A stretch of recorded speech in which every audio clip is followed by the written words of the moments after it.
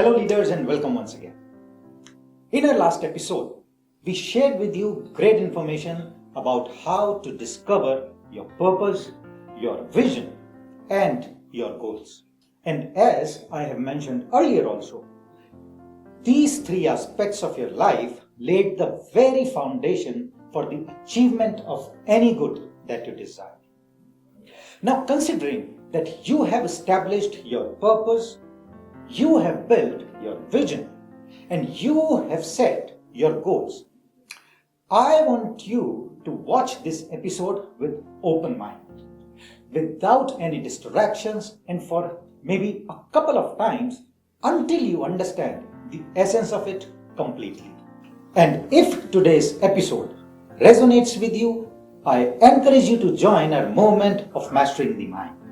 By subscribing our channel, you will gain access to a wealth of wisdom that is tailored to elevate you both inside and outside of the boardroom. Subscribe now and help us give this world exceptional leaders together who are not just leading organizations successfully, but are also leading their lives successfully. Now, once you have plotted the course, there are three very distinct rules of thumb I want you to remember. Number one, just because you have plotted the course doesn't mean you can put your whole plan on autopilot. What do I mean by that? Consider an example of a remarkable pilot flying an airplane. You see, when pilots reach cruising altitude, they quite often put the plane on autopilot and let years of genius physics and calculus computations steer the plane towards its destination.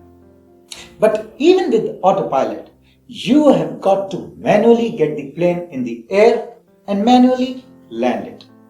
And even with autopilot, you have to keep an eye on your instruments and pay attention to possible curveballs Mother Nature might toss your way. You cannot rely on autopilot to get where you want to go. You have to be personally involved and focused to the process. Second, don't get so carried away with the details of plotting the action steps within your vision that you don't ever even get out of your driveway. You know what I'm talking about, right? You see people around you do it all the time. They get so caught up in planning and charting and graphing their future that they ever begin it. This is fear in disguise. That's all it is. Your plan doesn't have to be perfect. Get the foundational elements in place and get moving. Third, don't get so intent on driving to Jaipur that you miss the scenery along the way. You are on purpose. You are on your way. Enjoy the journey for heaven's sake. After all, that's why you are doing this for, isn't it? Now, a very important element to be addressed here. What do we do when the vision doesn't work? You see, it's imperative that you do not confuse your purpose with your vision. In our solar system, the sun is the one stable element around which all the planets revolve. Your purpose is your sun.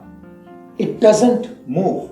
It doesn't change. However, your vision and its subsequent goals are the planets that revolve around your purpose's perimeter.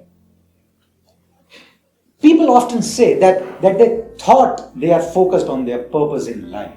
But for some reason, nothing seems to be falling into place to further that purpose. They mistakenly conclude that it's the purpose that is not in correct condition. While this may be true sometimes, but in most cases, it's not the purpose that's off kilter. It's the vision that's not getting you there. If you have really listened to your inner voice, if you have been true to yourself, if you have not allowed any negativity to sway you from what you believe your purpose to be, if you have duly noted that these unique gifts of yours actually run in your blood, then you are on purpose. It's simply a time to do some analysis of the vision you have put in place. I want you to imagine that you are in New Delhi and your goal is to go to Jaipur. Away you go in rush, you are driving and driving, you stop, you grab a coffee, you get back in the car and you keep driving and all of a sudden you see a sign up ahead that says Chandigarh 150 kilometers. You think, what the heck? I'm going to Jaipur, Chandigarh is in opposite direction. You are concerned now and even a little worried. You might even be a bit annoyed. But you keep driving in the same direction. An hour goes by and you see another sign, Chandigarh 90 kilometers. Now at this point, you are downright annoyed. How in the world could this be happening? You ask yourself, but you keep driving. Now understand this. If this were a real life happenstance, you wouldn't keep driving. As soon as you would come across the first indication that you were traveling in the wrong direction, you would brake the car to a halt and do a U-turn right there on the highway. You would even bump across the dirt median between two highways. You would grumble to yourself by saying, I have been going in the wrong direction for an hour, for heaven's sake. Why is that? In real life, you would have no moral guilt about immediately changing your direction. But when it comes to changing direction on the vision you have put in place, you keep driving in the wrong direction, even while you know it's the wrong place to go. The key is that you take note of the street signs and indicators that are trying to alert you to the fact that you are going in the wrong direction. You know what those nudges are? They happen every day. These inner knowers that are working to keep you on track and on purpose. When you are not on track to your goal, when you are not moving on your vision, you are going to feel bad about yourself and what you are doing. This is a clear indication that you are not on your purpose.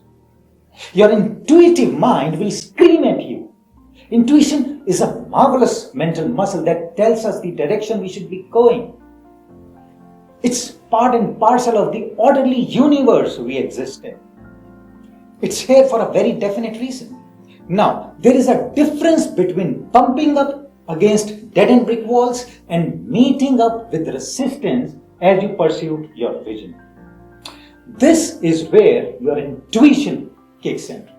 See, when resistance comes up, the old paradigm and false beliefs you carry might stand up and assure you that you are going to the wrong path, that it wouldn't be this difficult if you were on the right path. But remember, those old Twitter programs in your head are not at all connected with your intuitive source. And as you get to know your inner knower, you will begin to realize the feeling you get that distinctly separates intuition from a bad talking paradigm. So resistance is not bad. It is not negative. The good that you are seeking is here. In fact, everything that you are seeking is seeking you. Now, what happens when you are not doing what you should be doing? And this is the one last point I would like to make about recognizing your purpose. You see, often people have difficulty getting focused on what it is they are put on this planet to do.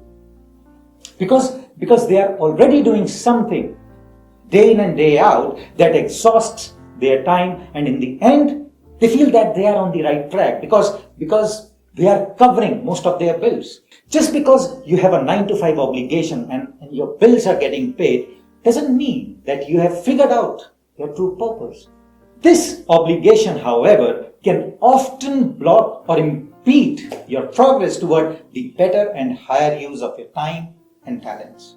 Now, some people get stuck and they are afraid or reluctant to make a move because They just can't see how their purpose will pay the bills.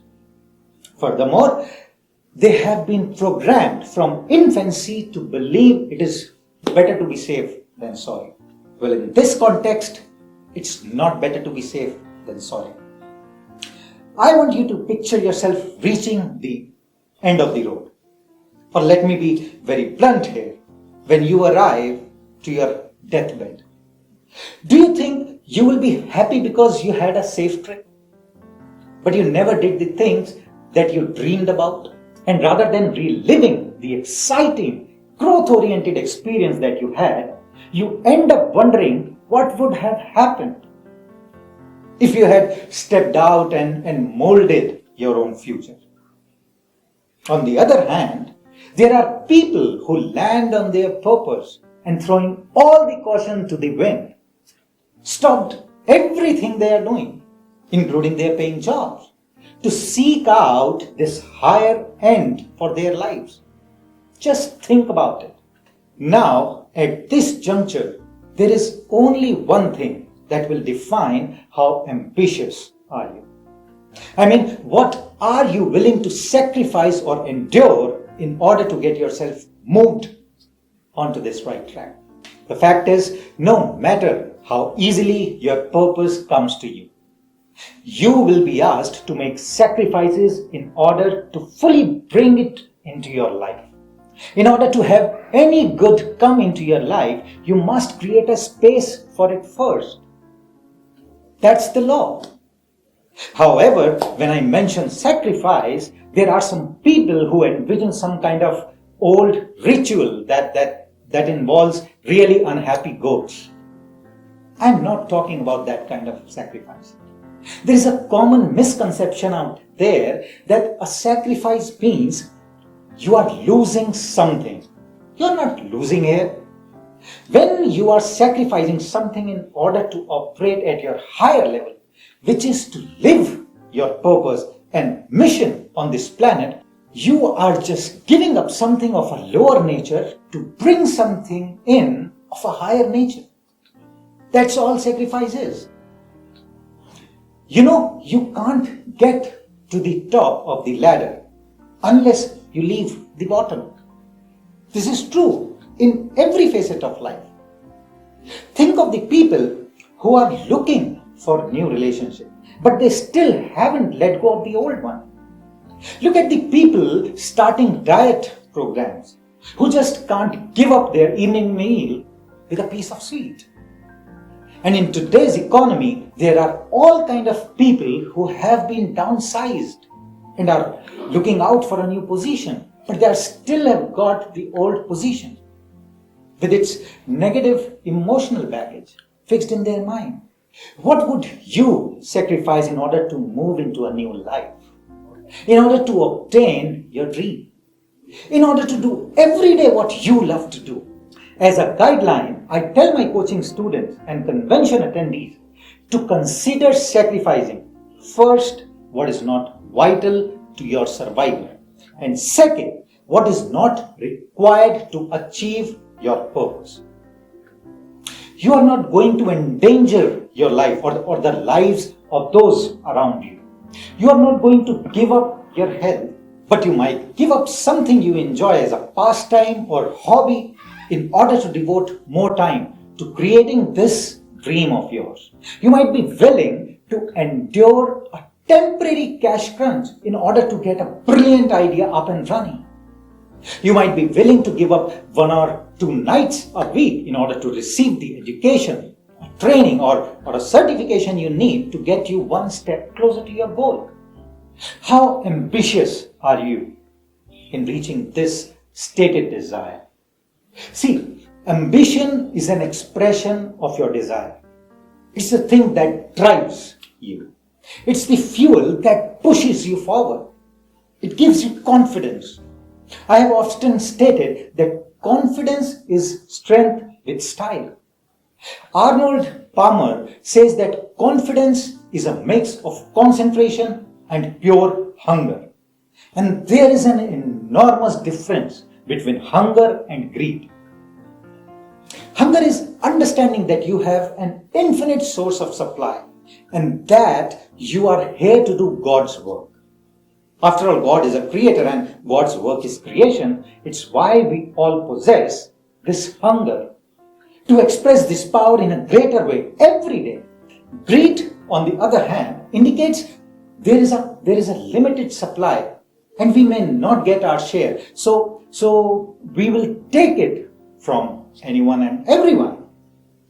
We don't care what happens to the next person. It's every man for himself. When you are in harmony with the law, greed thinking does not exist. So let's review what we have covered in these 2 videos. We established our purpose. We built our vision. We set our goals. It's absolutely essential that the goal is something you want. There is no playing it safe by simply going after what you think you can do. You have got to want it. And you want it because it's moving you in the direction of your vision. It's just not getting a nicer car or earning some extra money. Your goal is something you dearly want. It's your heart's desire. It's helping you move in the direction of your vision. Your vision was established with a long-term view of doing the thing that you love doing, day in and day out, on purpose. Because your purpose is doing what you truly love to do. Now, you have got all 3 elements. There need be no excuses. Regardless of what's happened up to this moment, it's part of the past. Forgive it. Release it from your mind. Abandon it. Rejoice. Wrap up your arms around yourself and recognize what you truly love to do. So I have given you the compass. Now you stay on course. This is Chirag Kansal and thank you for joining me today.